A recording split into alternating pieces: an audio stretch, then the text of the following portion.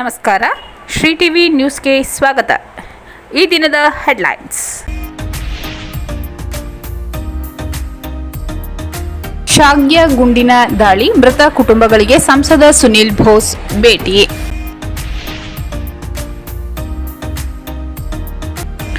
August 24ರಂದು ಸಾರ್ವಜನಿಕರ ಕುಂದು ಕೊರತೆ ಪರಿಹಾರಕ್ಕೆ ನೇರ ಫೋನ್ ಇನ್ ಕಾರ್ಯಕ್ರಮ.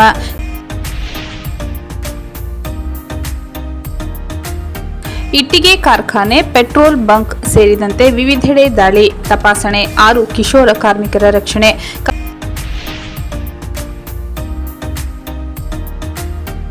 ಲಗೇಜ್ ವಿಚಾರಕ್ಕೆ ಕೆಎಸ್ಆರ್ಟಿಸಿ ಕಂಡಕ್ಟರ್ ಮೇಲೆ ಹಲ್ಲೆ. ಹನೂರು ಪ್ರಕರಣ, ಗುಂಡೇಟಿನಿಂದ ಮೃತಪಟ್ಟ ಕುಟುಂಬಕ್ಕೆ ಜಿಲ್ಲಾಧಿಕಾರಿ ಸಾಂತ್ವನ. ಕೊಳ್ಳೇಗಾಲ ಬಫರ್ ಝೋನ್ ವಲಯದಲ್ಲಿ ಕಾಡ್ಗಿಚ್ಚು. ಶಾಗ್ಯ ಗುಂಡಿನ ದಾಳಿ, ಮೃತ ಕುಟುಂಬಗಳಿಗೆ ಸಂಸದ ಸುನಿಲ್ ಬೋಸ್ ಭೇಟಿ. ಹನೂರು ತಾಲೂಕಿನ ಶಾಗ್ಯ ಗ್ರಾಮದ ಗಡಿ ಭಾಗದಲ್ಲಿ ಅರಣ್ಯ ಇಲಾಖೆ ಸಿಬ್ಬಂದಿಯ ಗುಂಡಿನ ದಾಳಿಗೆ ಬಲಿಯಾದ 3 ಸಾರ್ವಜನಿಕರ ಮನೆಗಳಿಗೆ ಚಾಮರಾಜನಗರದ ಸಂಸದ ಸುನಿಲ್ ಬೋಸ್ ಬುಧವಾರ ಭೇಟಿ ನೀಡಿ ಮೃತರ ಕುಟುಂಬಸ್ಥರಿಗೆ ಸಾಂತ್ವನ ಹೇಳಿದರು.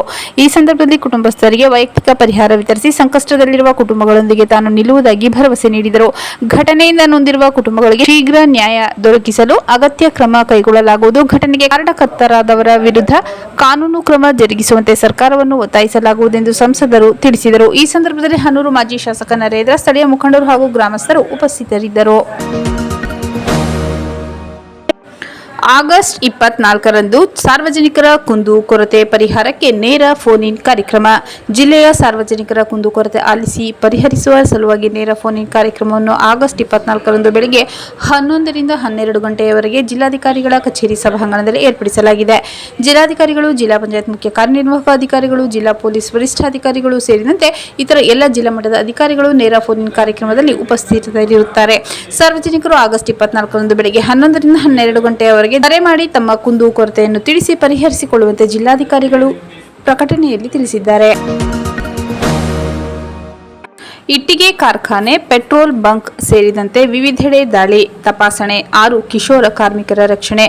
ಕಾರ್ಮಿಕ ಇಲಾಖೆ ಹಾಗೂ ಜಿಲ್ಲಾ ಬಾಲ ಕಾರ್ಮಿಕ ಯೋಜನಾ ಸೊಸೈಟಿ ಅಧಿಕಾರಿಗಳು ಚಾಮರಾಜನಗರ, ಗುಂಡ್ಲುಪೇಟೆ ತಾಲೂಕಿನಲ್ಲಿ ದಾಳಿ, ತಪಾಸಣೆ ನಡೆಸಿ 6 ಕಿಶೋರ ಕಾರ್ಮಿಕರನ್ನು ಗುರುತಿಸಿ ಕಿಶೋರ ಕಾರ್ಮಿಕರನ್ನು ಕೆಲಸಕ್ಕೆ ನೇಮಿಸಿಕೊಂಡಿರುವ ಮಾಲೀಕರ ವಿರುದ್ಧ ಮೊಕದ್ದಮೆ ಹೂಡಲು ಕ್ರಮ ವಹಿಸಿದ್ದಾರೆ. ಗುಂಡ್ಲುಪೇಟೆ ಪಟ್ಟಣದ ಇಟ್ಟಿಗೆ ಕಾರ್ಖಾನೆ, ಪೆಟ್ರೋಲ್ ಬಂಕ್, ಚಾಮರಾಜನಗರದ ಲೇಔಟ್ ಮತ್ತು ಒಳಚರಂಡಿ ನಿರ್ಮಾಣ ಕಾಮಗಾರಿಯಲ್ಲಿ ಕೆಲಸ ನಿರ್ವಹಿಸುತ್ತಿದ್ದ 4 ಬಾಲಕರು ಹಾಗೂ 2 ಬಾಲಕಿಯರು ಸೇರಿದಂತೆ ಒಟ್ಟು 6 ಕಿಶೋರ ಕಾರ್ಮಿಕರನ್ನು ಗುರುತಿಸಿ ಕೆಲಸ ಬಿಡಿಸಿ ಅವರ ಆರೈಕೆ, ರಕ್ಷಣೆ, ಪೋಷಣೆ ಹಾಗೂ ಪುನರ್ವಸತಿಗಾಗಿ ಬಾಲಮಂದಿರಕ್ಕೆ ದಾಖಲಿಸಲಾಗಿದೆ. ಕಿಶೋರ ಕಾರ್ಮಿಕರನ್ನು ಮಕ್ಕಳ ಕಲ್ಯಾಣ ಸಮಿತಿ ಮುಂದೆ ಹಾಜರುಪಡಿಸಲಾಗಿದೆ. ಕಿಶೋರ ಕಾರ್ಮಿಕರನ್ನು ನೇಮಿಸಿಕೊಂಡ ಮಾಲೀಕರ ವಿರುದ್ಧ ನ್ಯಾಯಾಲಯದಲ್ಲಿ ಮೊಕದ್ದಮೆ ಹೂಡಲು ಕ್ರಮ ತೆಗೆದುಕೊಳ್ಳಲಾಗಿದೆ.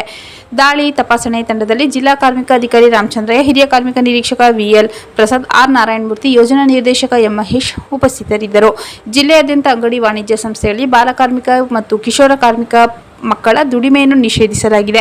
ಯಾವುದೇ ಕಾರಣಕ್ಕೂ 18 ವರ್ಷದೊಳಗಿನ ಮಕ್ಕಳನ್ನು ದುಡಿಮೆಗೆ ನೇಮಿಸಿಕೊಳ್ಳಬಾರದು. ತಪ್ಪಿದಲ್ಲಿ ಮಾಲೀಕರ ವಿರುದ್ಧ ಬಾಲಕಾರ್ಮಿಕ ನಿಷೇಧ ಮತ್ತು ನಿಯಂತ್ರಣ ಕಾಯ್ದೆ ಅನ್ವಯ 20,000ರಿಂದ 50,000 ರೂ ದಂಡ ಹಾಗೂ 6 ತಿಂಗಳಿಂದ 2 ವರ್ಷದವರೆಗೂ ಸೆರೆವಾಸ ವಿಧಿಸಲು ಕಾನೂನಿನಲ್ಲಿ ಅವಕಾಶವಿದೆ ಎಂದು ಜಿಲ್ಲಾ ಕಾರ್ಮಿಕ ಅಧಿಕಾರಿ ರಾಮಚಂದ್ರಯ್ಯ ತಿಳಿಸಿದ್ದಾರೆ. ಲಗೇಜ್ ವಿಚಾರಕ್ಕೆ ಕೆಎಸ್ಆರ್ಟಿಸಿ ಕಂಡಕ್ಟರ್ ಮೇಲೆ ಹಲ್ಲೆ.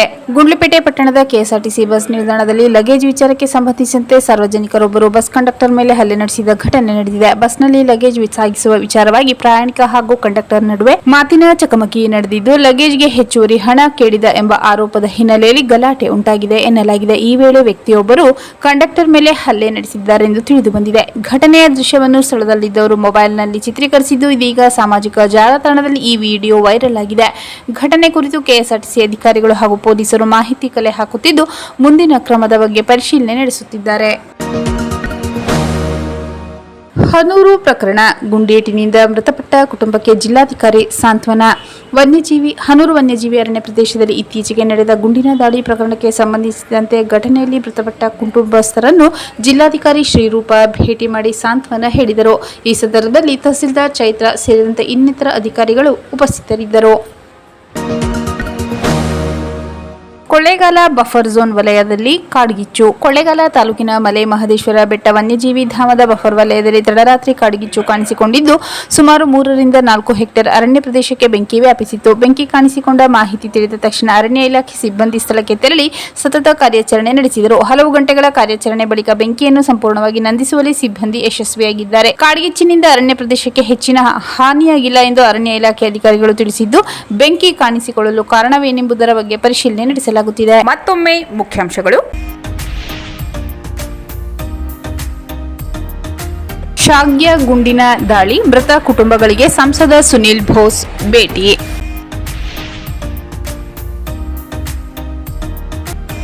ಆಗಸ್ಟ್ 24ರಂದು ಸಾರ್ವಜನಿಕರ ಕುಂದು ಕೊರತೆ ಪರಿಹಾರಕ್ಕೆ ನೇರ ಫೋನ್ ಇನ್ ಕಾರ್ಯಕ್ರಮ.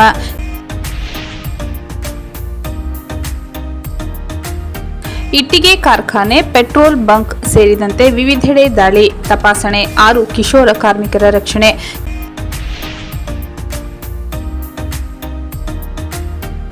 ಲಗೇಜ್ ವಿಚಾರಕ್ಕೆ ಕೆಎಸ್ಆರ್ಟಿಸಿ ಕಂಡಕ್ಟರ್ ಮೇಲೆ ಹಲ್ಲೆ.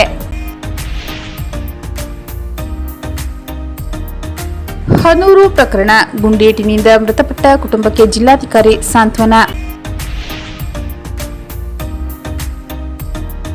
ಕೊಳ್ಳೇಗಾಲ ಬಫರ್ ಝೋನ್ ವಲಯದಲ್ಲಿ ಕಾಡ್ಗಿಚ್ಚು.